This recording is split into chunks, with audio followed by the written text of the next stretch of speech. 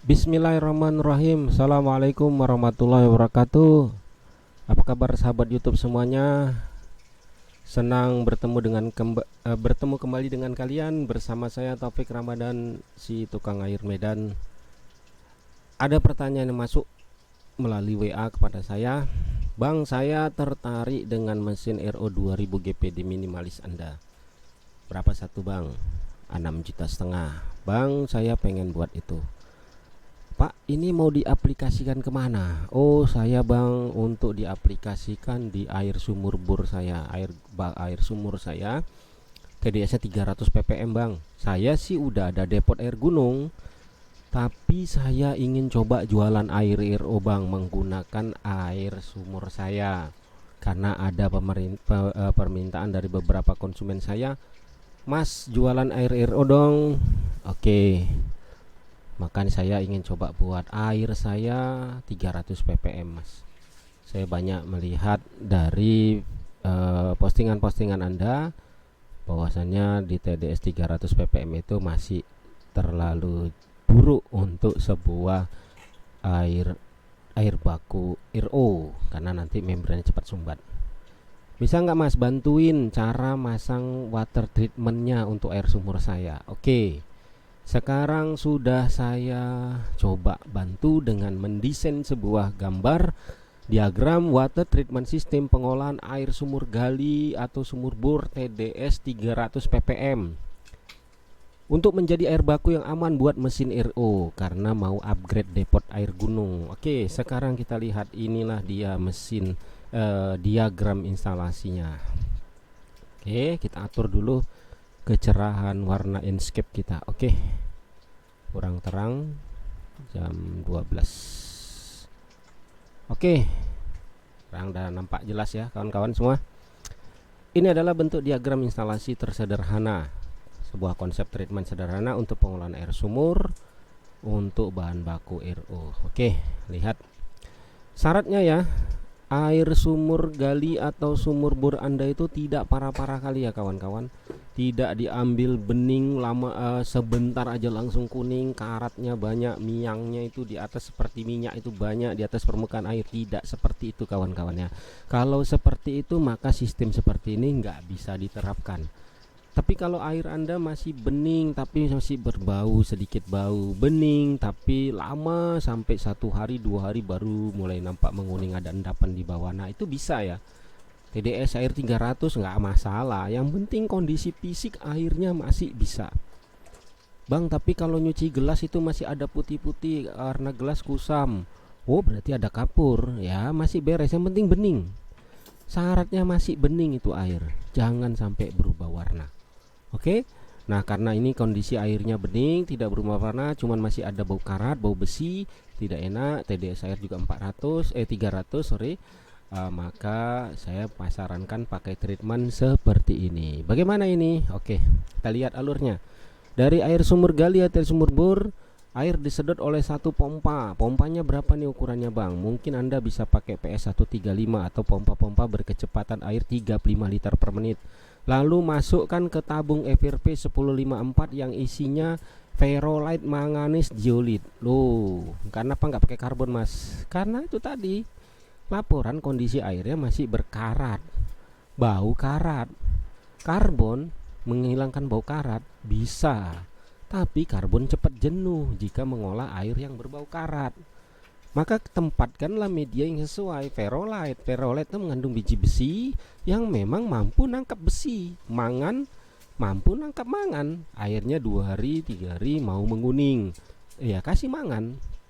Zeolit bang, zeolit itu air yang seperti tadi, ada kadar kapurnya. Kalau dicuci di gelas, kusam gelasnya, nampak tidak mengkilat, ada bercak-bercak putih, ya kapur itu jelas. Kasih zeolit. Zeolit itu mampu menahan kapur. Oke. Kalau bisa nih Anda mengaktifkan ferrolite, mangan dan zeolit ini menggunakan larutan asam.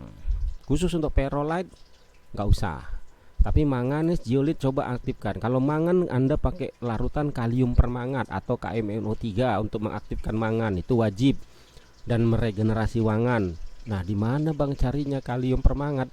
Anda lihat Google atau lihat online shop. Di situ banyak menjual kalium permangat atau lebih banyak disebut oleh obat ikan. Oh, kok obat ikan? Ya, obat ikan cupang itu yang warnanya biru-biru itu dari bubuk kalium permangat. Nah, cuman harganya mahal. Saya pernah beli itu 1 onnya 150.000. Tapi bisa dipakai untuk 10-15 kali karena cukup 1 sendok aja untuk mengaktifkan mangan 1 sak dicampur dengan 20 liter air atau 10 liter air dengan cara membilasnya. Nah, ini akan kita bahas nanti di bab tersendiri. Zeolit bagusnya Anda meregenerasinya atau mencucinya dengan larutan asam. Apa itu? HCl. 1 liter HCl untuk 1 sak zeolit dengan dibilas dicampur 10 liter air. Maka itu rontok semua endapan-endapan yang masih ngumpul di zeolit. Jadi ketika nanti Anda bekos atau pasrin tidak banyak sekali kotorannya. Termasuk mangan yang belum Anda regen atau belum Anda aktifkan, itu Anda akan sulit sekali membekosnya karena airnya tidak bersih-bersih. Nah, itu tipsnya ya kawan-kawan. Silahkan dicoba ya, nggak mau ya juga nggak masalah. Nah, oke, keluar dari 1 tabung media 1054 ini, air disaring oleh 3 housing filter 10 inci yang berisi sedimen filter. Terserah mau 01, 02, 01, 03, 05, itu terserah Anda. Saya lebih senang kasih 01. Untuk apa? Kadang-kadang ketika di tabung media ini itu juga teroksidasi secara alami, itu ada endapan ketika sentakan pertama. Nah, biar tidak jatuh ke tabung air yang baku ini, maka ditahanlah oleh sedimen filter dari 3 housing filter ini. Oke, itu maksudnya. Nah, pasanglah otomatis plumbing ya, radar tangki atau radar bola untuk kontrol ke pompa Anda agar apabila air penuh di dalam tangki baku, maka mesin Anda mati. Oke? Oh, itu gampang ya. Kita lalui aja. Oke. Sekarang sudah ada air hasil di tangki baku. Tangki bakunya berapa, Mas? Serah. 1000, 1500, 2000. Saran saya 2000. Agar kapasitas air untuk stok ke mesin Aero gede, besar, cukup. Itu maksudnya ya. Nah, di sini di tangki baku pertama ini kita harapkan airnya sudah bening, tidak berubah warna, kapurnya sudah hilang, mangannya udah hilang, besinya udah hilang, jadi aman. TDS Mas, TDS masih tinggi. Mungkin 300 ppm masih tetap, atau mungkin di bawahnya bisa lebih rendah. Lo kok gitu? Ya karena sebagian besi sudah dihilangkan, sebagian mangan sudah dihilangkan, kapur sudah dihilangkan, dan itu kan ada nilainya dan pasti sedikit turun, nggak banyak. Mungkin turunnya 290 atau 280, wallahu alam, atau mungkin tetap sama di 300 ppm, tidak masalah. Yang penting kondisi airnya sudah aman. Untuk apa? Untuk ke media berikutnya. Apa media berikutnya ini? Ini kita pasang 1 tabung FRP 1054 yang berisi resin kation 2 sak dengan memakai kepala khusus untuk FRP-nya, yaitu kepala softener. Jadi jangan pakai kepala backwash seperti yang tadi kawan-kawan ya. Anda jangan pakai kepala backwash seperti ini. Nah, ini jangan digunakan ini untuk di proses demin atau proses softener. Anda harus pakai kepala ini karena kepala softener ini dilengkapi dengan selang ya, selang untuk injeksi obat chemical. Nah, kepalanya juga berbeda, unik cara kerjanya karena ada 5 tahap proses kerja. Pertama, backwash membuang kotoran atas. Blend slow refill berfungsi untuk menyedot air yang ada di dalam ember chemical atau brainer ke dalam tabung. Air apa? Air chemical. Chemical apa? Untuk meregen atau mengaktifkan resin kation. Setelah air habis, kita akan putar ke posisi blend refill, yaitu mengembalikan air dari selang kembali ke tangki brainer agar tangki brainer selalu berisi air yang nantinya bisa melarutkan chemical. Kemudian ada pasrin ya, tahap keempatnya itu ada pasrin. Nah, di pasrin ini membuang kotoran bawah, atau dalam softener kita memonitor apakah proses regen kita berhasil atau tidak. Nah, disinilah kita menentukan hasil dari regen kita, berapa penurunan nilai TDS-nya. Kemudian ada servis atau filter tahap kelima, artinya proses penyaringan. Air yang sudah melalui proses regenerasi dialirkan ke jalur output, ya, menuju jalur distribusi dari tabung FRP ini. Oke, sekarang FRP 1054 dipasang resin kation 2 sak. Terus itu ada tulisan Brenner di regen dengan HCl 2 liter ditambah 20 liter air. Apa maksudnya? Begini, jika Anda hanya memasang resin kation untuk mengolah kesadahan air, kesadahan itu hanya memperbaiki Ca dan Mg, ya, memperbaiki kalsium dan magnesium, itu Anda nggak perlu regen dengan HCl. Anda cukup regen dengan garam NaCl saja atau garam dapur. Tapi kalau Anda ingin proses demineralisasi, menghilangkan semua unsur mineral dalam airnya, menukar semua unsur mineral di dalam air Anda dengan ion kation ini, maka Anda harus regennya dengan HCl. Rumusnya 2 liter HCl untuk 20 liter air. Karena untuk meregen 1 sak kation dibutuhkan 1 liter HCl dicampur 10 liter air.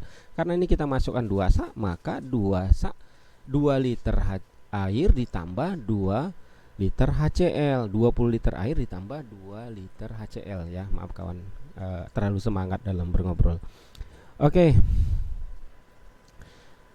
kita regenerasikan dengan HCl.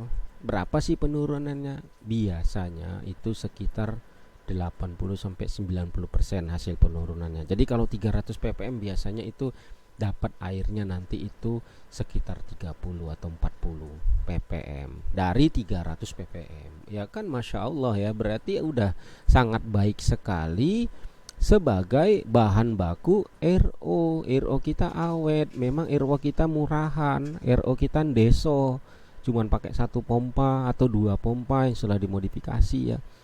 Nah, maka lihatlah, walaupun kita pakai mesin RO yang memang deso, paket murah, paket orang bokek, tapi hasil airnya bisa lebih baik dan awet, nggak cepat sumbat membrannya, karena ini membrannya membran low pressure. Nah, oke. Nah, jadi mungkin itulah treatment yang baik menurut versi saya, ya, dengan segala keterbatasan ilmu yang saya miliki dan pengalaman yang saya lakukan, ya, begini sistem water treatmentnya. Nah, lalu kita akan, ya, kalau di RO mungkin semua udah paham, ya, dengan TDS air yang mungkin 30-40 sama RO diturunkan lagi, kemudian air disimpan di dalam tangki penampungan stainless, ya. Bang, itu kan kalau diturunkan pakai kation, Bang, itu kan pH airnya juga ikut turun. Airnya pasti agak masam-masam, Bang. Benar. Bahkan di dalam sistem penyaringan RO saja pH air juga ikut turun oleh sistem reverse osmosis. Ya, naikin dong, Bang. Gimana naikinnya? Masa jual air asam? Enggak. Itu nanti di tangki stainless ini, air RO yang sudah Anda hasilkan dari tangki stainless ini, di sini Anda lanjutkan treatment untuk menaikkan pH-nya. Mungkin Anda bisa pakai batu-batuan seperti biokramik, ya, pakai batu-batuan bioalkalin, ya, atau pakai post karbon. Kalau saya sebenarnya naikinnya gampang, saya kasih 1 tabung media nanti setelah dari tangki hasil RO ini itu berisi karbon dengan iodin yang tinggi, misalnya kalgon 1300, sudah selesai, pH air akan naik lagi. Atau kita pasti batu-batuan biokramik 5 kilo, 6 kilo yang kita masukkan ke dalam housing filter atau langsung ke tabung media. Jadi saya pernah masukkan biokramik ke dalam tabung media itu 1054 itu sampai 30 kilo kapasitasnya. Wah, mahal, memang mahal, tapi naik pH-nya. Atau mungkin Anda di sini Setelah dari resin kation ini, Anda pakai cara yang seperti ini yang saya bilang tadi. Itu pakai 2 tabung FRP yang softener. Oh, sorry, bukan di sini ya, maaf saya lupa. Ada di video satu lagi. Itu ada 2 tabung media di sini. Satu kation, satu anion. Nah, mungkin Anda bisa itu karena anion bisa menaikkan kembali pH air ketika proses penurunan demineralisasi di kation. Ya. Nah, untuk bahas masalah itu kita akan bahas di session berikutnya atau di bab tersendiri. Nah, sekarang kan kita bahas macam mana caranya membran saya awet, air TDS saya rendah.